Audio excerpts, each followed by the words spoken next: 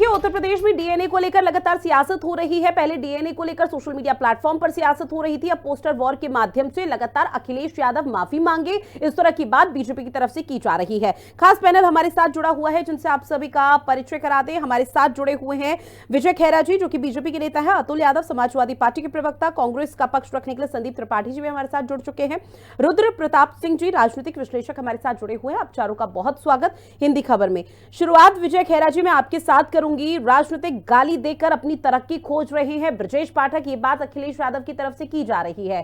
फिलहाल उत्तर प्रदेश की सियासत में हो क्या रहा है? सोशल मीडिया प्लेटफॉर्म पर इतनी भद्दी भद्दी भाषाओं का इस्तेमाल।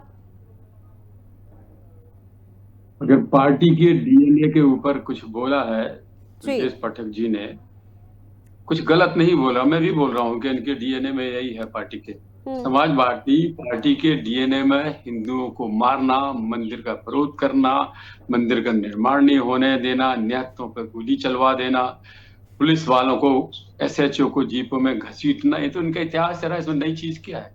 जमीनें कब्जा कर लेना, मकान खाली करा लेना, फिरौती ले लेना, स्कूल से बच्चे उठवा के फिर मीडिएटर बन के थाने के साथ बैठ के, ये सारा कारोबार इनका है। इनके डीएनए में तो है ही है पार्टी के।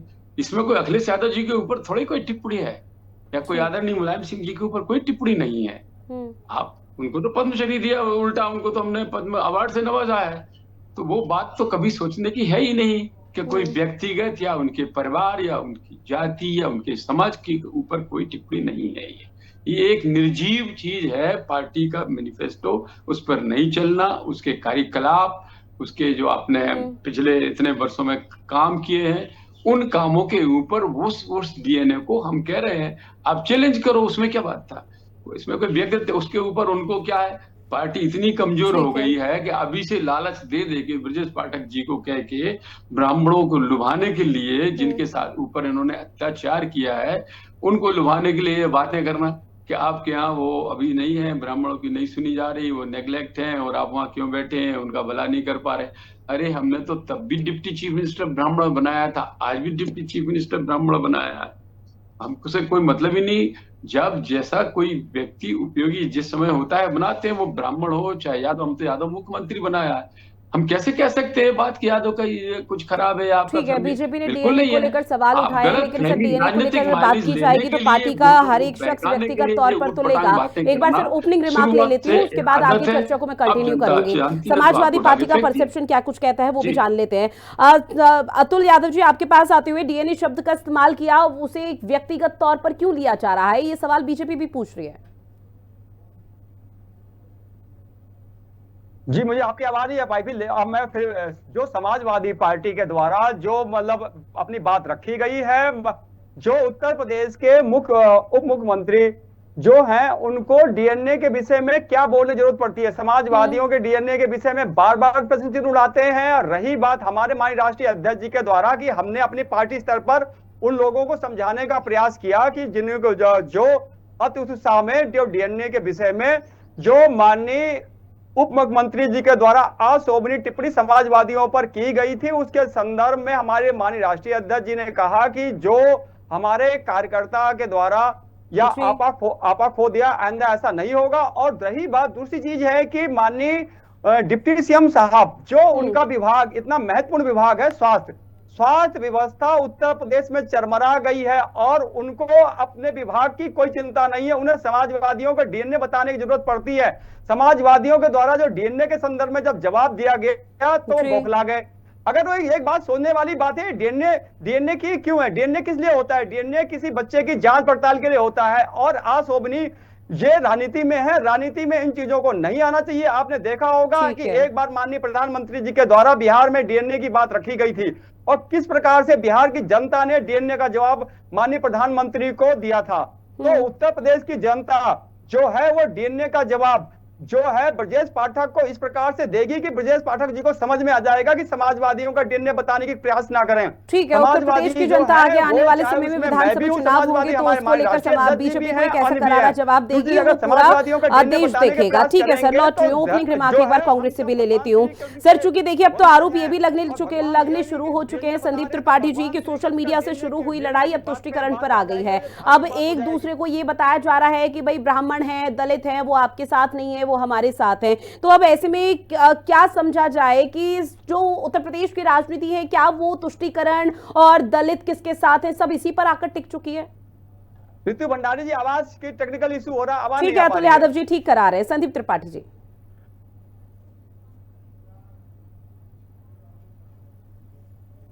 राजनीति में हम फिट नहीं बैठे, यही वजह है कि हम इतने दिन सत्ता से बाहर रहे। जाति और धर्म की राजनीति हम नहीं कर पाए और आगे भी नहीं कर पाएंगे, चाहे 100 साल हम सत्ता में ना आए। जाति और धर्म की राजनीति नहीं कर पाए, पहली चीज। दूसरी चीज देखिए, डीएनए जो होता है वो एक जो इंसान या किसी भी चीज का उस सजीव चीज का सबसे बेसिक पार्टिकल, और उस पर आप सवाल खड़ा करते हो और फिर कह रहे हो कि निर्जीव चीज पर कर रहे हो। एक कैसे भैया सजीव चीज का आप जो है वो उदाहरण दोगे और निर्जीव चीज की बात कर रहे हो, पहली चीज। दूसरी चीज, अभी बात आई कि जो है हिंदू का आपने बाबरी विध्वंस में कत्ल करा दिया। मतलब विजय खैरा जी कह रहे हैं कि जो है अभी काशी विश्वनाथ कॉरिडोर के बगल में एक जो है मस्जिद है, वहां पर विवादित मस्जिद है, वहां पर जो है अगर जो है 10,000 हिंदू जाएंगे और उसको तोड़ने के लिए, तो ये तोड़ने देगी। इनकी सरकार है, ये तोड़ने देगी। भैया काहे लिए वहां पर ब्लैक कैट कमांडो खड़े कर रखे हैं आपने? हो जाएगा तोड़ तो अब छोड़िएगा। लॉ एंड ऑर्डर का इशू था और जो उस समय थे वो आज राम मंदिर के मुखिया बनकर बैठे हैं। सवाल दूसरों से पूछिएगा। फिर अभी बड़ी बेशर्मी के साथ खतरा ही कर रहा है कि हमने उनको पद्म विभूषण भी दिया। मतलब क्या आप खुद ही कंफ्यूज हो भाई, कंफ्यूज हो आप और दूसरों को कंफ्यूज कर रहे हो। सच्चाई ये है कि आप गुमराह करना चाहते हो। ब्रजेश पाठक जी को बताना ना पड़े कि आपने जो मेडिकल कॉलेज बने उसमें पैरा मेडिकल स्टाफ नहीं है, उसमें जो है वो जो स्टाफ होना चाहिए, जो पढ़ाने के लिए अध्यापक होने चाहिए, प्रोफेसर होने चाहिए, वो नहीं है। वहां पर जिस जो है सिटी स्कैन से लेकर जो मशीनें होनी चाहिए वो नहीं। आपने मेडिकल कॉलेज तो नाम रख दिया, लेकिन आज भी वो हमारी बनाई हुई हॉस्पिटल, चाहे स्वरूप रानी इलाहाबाद जाना पड़े या रायबरेली एम्स जाना पड़े या लखनऊ के जो है केजीएमसी जाना पड़े या राम मनोहर लोहिया जो हम लोगों ने बनाई है, आपकी बनी हुई हॉस्पिटल में लोग आज भी इलाज नहीं करा पा रहे और आप छाती पीटोगे इतनी बना दिया भैया। तो आप इससे बचने के लिए ये सारी नौटंकी कर रहे हो। रही बात, अभी बात हो रही है मुस्लिम तुष्टीकरण की या उसकी, भैया आप चाहते हो मुस्लिम का चरण वंदना करते हो, उनका जूता भी खाने को तैयार हो, लेकिन वो आप पर विश्वास नहीं करता। बस बात इतनी। देश उत्तर प्रदेश में पहली बार पसमानदा सम्मेलन यानी मुस्लिम सम्मेलन किसी पार्टी ने किया वो भारतीय जनता पार्टी है। अन्यथा सारी पार्टियां अल्पसंख्यक सम्मेलन करती हैं, लेकिन किसी जो है धर्म को लेकर आज तक सम्मेलन नहीं हुआ। आपने किया, लेकिन फिर भी आप पर विश्वास नहीं है। योगी जी आए, उन्होंने कहा एक हाथ में कुरान एक हाथ में लैपटॉप, फिर भी आप पर विश्वास नहीं है। आपने मुस्लिम समाज के सुधार के लिए वहां पर 3 तलाक खत्म किया, फिर भी आप पर विश्वास नहीं है। क्यों? सोचिएगा। सच्चाई ये है कि वो आप जो है उनका भला तो करना चाहते हैं, लेकिन 2 दर्जे का नागरिक बनाकर, आजादी छीनकर, वो आजादी के महत्व को मुस्लिम समाज समझता है, आजादी में उसकी सहभागिता रही है, इसलिए आप पर वो विश्वास नहीं कर पाता। इस बात को आपको समझना होगा। बाकी तो आप मुस्लिम तुष्टीकरण में भैया आप गए थे जम्मू कश्मीर, कहा हम जो है ईद पर और जो है मुहर्रम पर सिलेंडर देंगे। ठीक है, सीधे तौर पर कांग्रेस की तरफ से एक आरोप बीजेपी पर लग रहा है कि वो तुष्टीकरण की राजनीति करती है और आगे आने वाले समय में करेगी भी। ठीक है, रुद्र जी मैं आपके पास आते हुए सर, अगर बयानों की बात करें तो कोई भी पार्टी छूती नहीं है। कई उलूल जुलूल बयान दिए जाते हैं, उसके बाद जब सवाल पूछा जाता है तो वो उस बयान को उनका निजी बयान कहकर पल्ला झाड़ देते हैं। लेकिन सर देखिए, अभी 2027 में समय है, चुनाव होने में समय है। चुनाव के दौरान जो सियासी पारा हाई होगा वो तो हम फिर अंदाजा लगा सकते हैं जब अभी ये हाल है। रितु जी आवाज आ रही है मेरी? लौटूंगी संदीप जी, लौटूंगी क्योंकि मेरे पास समय भी कम है। सर एक बार ओपनिंग रिमार्क रुद्र जी से मैं सवाल जवाब ले लूं। जी रुद्र जी, मेरी आवाज आ रही है? हाँ सर आ रही है।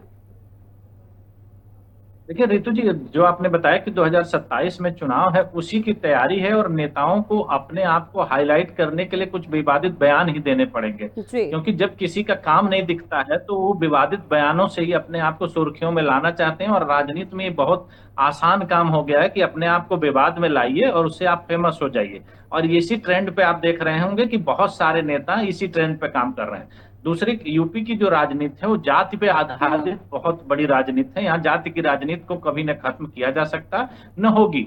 तो इस ट्रेंड में जैसे अभी आपने देखा होगा कि अखिलेश जी यादव राजनीति की बहुत बात कर रहे थे या ब्राह्मण राजनीति की बहुत बात कर रहे थे, तो उसी के उपलक्ष्य में आप ये सोचिए, क्योंकि ब्रजेश पाठक ब्राह्मण समाज से आते हैं और उनका जो कटाक्ष जिस तरह से हो गया, क्योंकि समाजवादी पार्टी इस चीज को काफी समय से लेके चल रही थी कि ब्राह्मणों का कॉम्बिनेशन अगर समाजवादी पार्टी के साथ बनता, वो बार बार इस बात को भी उठाते हैं कि इस सरकार में ब्राह्मणों का शोषण हो रहा है। तो अब ब्रजेश पाठक का जो ये मुद्दा आया है, उससे उनको ये लगता, अब यहाँ जो चीजें आकर के निकल रही हैं कि भाई ब्राह्मण समाज के लिए जो आप टिप्पणी कर रहे हैं तो ब्राह्मण आपके साथ कैसे होगा। और इसीलिए ब्रजेश पाठक ब्राह्मणों के बड़े चेहरे हैं, ब्राह्मण राजनीति को लेकर के आगे चलने वाले हैं, इसीलिए उनको उप मुख्यमंत्री भी बनाया गया है। तो अब ब्राह्मण चेहरे पर अगर समाजवादी पार्टी कटाक्ष करती है और ब्राह्मणों के हितैषी भी बन रही है, ये सारी राजनीति इसी परिदृश्य पर आकर के रुक जाती है। तो मेरा ये मानना है कि ये जब तक 2027 के चुनाव तक आपको देखेंगे, ऐसे जो विवादित बयान हैं आमतौर पर आते रहेंगे, जातिगत बयानबाजी होगी। अभी इसके पहले आपने देखा होगा 1-1.5 महीने पहले तक दलित कार्ड बड़ा खेला जा रहा था कि पूरे प्रदेश में दलितों का शोषण हो रहा है। तो इसी तरह से कुछ नेता ऐसे हैं जो अपने इस तरह से बयानबाजी देंगे और अपने आप को सुर्खियों में लाने की कोशिश करेंगे, और इसी के आधार पर जातिगत जो समीकरण है, जातिगत जो बयानबाजी है, उसी के आधार पर आप देखेंगे कि 2027 के चुनाव को इसी आधार पर ट्रेंड करने की और सेट करने की कोशिश चल रही है उत्तर प्रदेश में, जो मुझे लग रहा है कि उत्तर प्रदेश की राजनीति के लिए ठीक नहीं है। क्योंकि अगर विपक्ष है या सत्ता पक्ष है, दोनों को जनता के विकास के मुद्दों पर आकर के बहस करनी चाहिए, जनता के मुद्दों पर बात करनी चाहिए। कि जैसे संदीप जी बता रहे थे कि ब्रजेश पाठक के डिपार्टमेंट में बहुत सारे काम नहीं होंगे, हाँ, तो इसको आपको उठाना चाहिए, इसमें कोई बुराई नहीं है। अगर काम नहीं हुए हैं, राष्ट्र में अगर नहीं हुए हैं, तो आप एकदम निश्चित तौर पर सर आपकी बात से सहमत, जनता के मुद्दों पर बातचीत होनी चाहिए, लेकिन जनता के मुद्दों पर बात हो कहाँ रही है? क्योंकि यहाँ तो हर सियासतदान ने अपनी मानसिकता को ऐसा बना लिया है कि हम उलूल जुलूल बयान देंगे, हमारा जनादेश यहाँ पर मजबूत हो जाएगा। लेकिन अगर यही इन सियासतदानों की मानसिकता रहेगी कि उलूल जुलूल बयान देने के बाद अगर हमारा जनादेश मजबूत हो जाएगा, तो ये उत्तर प्रदेश वासियों का दुर्भाग्य है। एक बार फिर से विजय खेरा जी आपके पास आते हुए, अगर बात शुरू की गई है सर, लौट ठीक है, जल्दी से संदीप जी, जल्दी से 10 सेकंड में प्लीज अपनी बात कंप्लीट कीजिएगा। विवाद का विषय है विजय खेरा जी, लौट विजय खेरा जी, मैं अगर आज बोलता हूं, आवाज पहुंच रही है सर, लौट 1 सेकंड में, कि कांग्रेस ने अपना डीएनए बदल लिया, क्या गलत है इसमें? कांग्रेस पार्टी का जो इतिहास था, जो हुआ था आज तक आजादी, उसके खिलाफ चल रही है। तो मैं कहता हूँ डंके की चोट, कांग्रेस ने अपना डीएनए बदल लिया है। सर कांग्रेस समाजवादी पार्टी किसने डीएनए बदला? सवाल ये नहीं, सवाल तो ये उठ रहा है ना कि अगर किसी ने बात शुरू की है, उस बात को खत्म क्यों नहीं किया जा रहा? उस बात को इतना स्ट्रेच कर दिया जाता है कि जो जनता की मूलभूत सुविधाएं हैं उससे वो वंचित रह जाते हैं और आप लोगों की सियासत हो जाती है।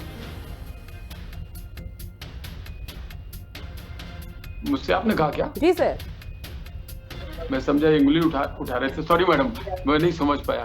सर आपकी तरफ से कहा जा रहा है कि तमाम कांग्रेस पार्टी ने भी अपना डीएनए बदल लिया। अगर बात डीएनए की नहीं है, बात यह है कि अगर किसी ने बात शुरू की है, उस बात को खत्म क्यों नहीं किया जाता? उस बात को इतना स्ट्रेच कर दिया जाता है कि जो जनता की सुविधाएं हैं, मूलभूत मुद्दे हैं, उससे वो पूरा ध्यान भटक जाता है और आप लोगों की सियासत चमकती है। फिर बिल्कुल ठीक, यही तो मैं कह रहा हूँ कि कोई जनता की एक समस्या उठाते हैं, ये तो कहेंगे अडानी अंबानी पे ये। माफी के साथ सर, ये हाल दोनों का है। संदीप त्रिपाठी जी, कम शब्दों में अपनी बात कंप्लीट कीजिएगा। की बात करते हैं, संसद में आते ही नहीं है राहुल जी, ये तो कांग्रेस। विजय खेरा जी सुन लीजिए सर, समय कम है मेरे पास। संदीप त्रिपाठी जी अपनी बात कीजिए। कहा कि डीएनए चेंज कर लिया, हाँ, तो भैया आप बिल्कुल नहीं चेंज किया। आपका मुखबरी का डीएनए था, पहले अंग्रेजों के लिए करते थे, अभी हमारा विदेश मंत्री मुखबरी कर पाकिस्तान को बता दिया कि भैया हम आप पर हमला करने वाले। तो मुखबरी का इतिहास आपका पहले भी रहा है, आज भी आप मुखबिर है, पहली चीज। दूसरी चीज, एक बात और मैं कह, हाँ, अभी बात आ रही है जी, अभी बात आई ब्राह्मणों की, तो ब्राह्मणों का उत्तर प्रदेश में बुरा हाल है, ये फैक्ट है। डालो तो आपको कुछ माल मिल जाए। कल भी अयोध्या में हत्या हुई, कांग्रेस के पहले बहुत बोल रहे थे, तो सनातन उनका तो पांडे जवाब जरूरी है। मुंह उछाल डीएनए का चाल लिया। नेहरू जी ने चुनाव ठीक है, उत्तर प्रदेश में न सिर्फ ब्राह्मणों का बल्कि यहाँ पर लगातार कांग्रेस की तरफ से और समाजवादी पार्टी की तरफ से कहा जा रहा है कि हर वर्ग का बुरा हाल है, लेकिन उन मुद्दों को उठाइए ना सर, फिर उस पर सियासत क्यों करनी? डीएनए को लेकर यहाँ पर राजनीति हो रही है, डीएनए को लेकर राजनीति सही बात थोड़ी नहीं है उत्तर प्रदेश में। बहरहाल समय की कमी, आप सभी मेहमान हमारे साथ जुड़े, महत्वपूर्ण विषय पर चर्चा की, उसके लिए आप सभी का बहुत शुक्रिया। और खास पेशकश में इतना ही। देश और दुनिया की बड़ी खबरों के लिए आप बने रहिएगा हिंदी खबर के साथ। नमस्कार।